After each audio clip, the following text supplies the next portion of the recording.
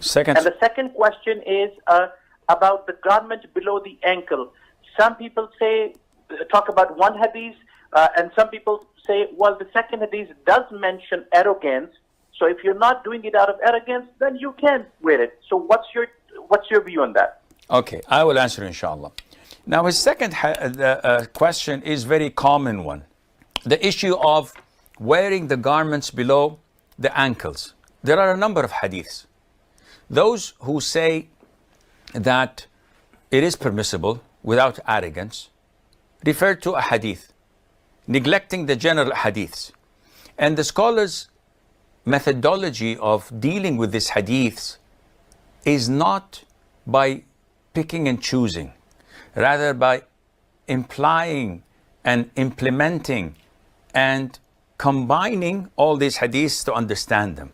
You cannot come to one verse of the Quran that talks about whoever is surrounded by his sin, then he will abide in hell forever and eternity, and overlook the other ayat and verses. Because this is what the Khawarij do. And hopefully you're not from them. So how to look at it? Scholars had explained that. They said that there are two categories, two types of sins. One, a sin that involves arrogance. Two, a sin that does not involve arrogance. So the one that involves arrogance includes a number of torments and punishments. And the one that does not have arrogance has only one punishment. So if I drag my clothes below my ankle without arrogance,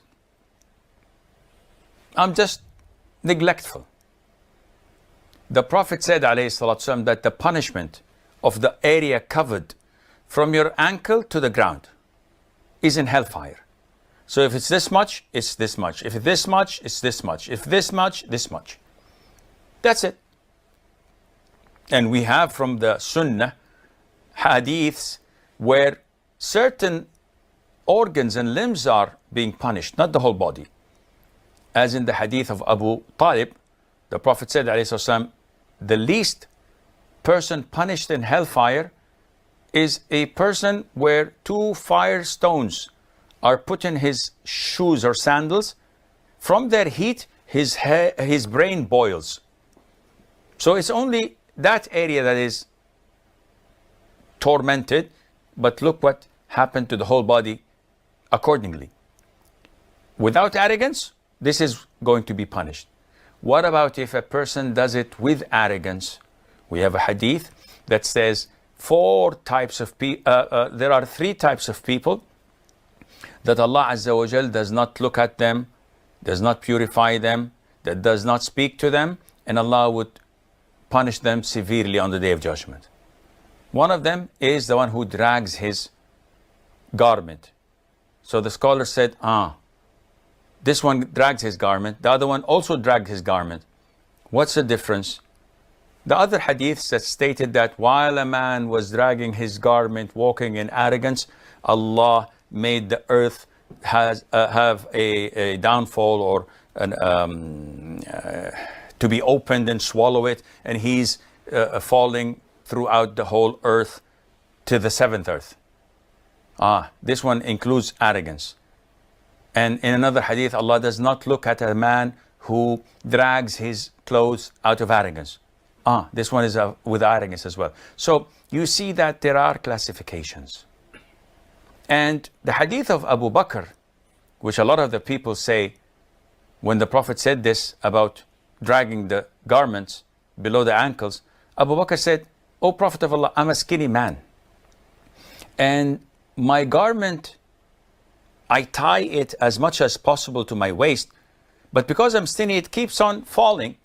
So it may fall under or below the ankles." So the Prophet gave him a declaration, alayhi salatu wasalam. He said, "You are not one of them. Don't worry." So people say, okay, I too do this not out of arrogance. Says, no. You don't, or you cannot afford such a permission from the Prophet ﷺ? If you have one, I would say, be my guest, but you don't. Therefore, this is an exception for Abu Bakr, because the Prophet knows what is in his heart through Allah's informing him Azza wa Jal, and I hope this answers your question.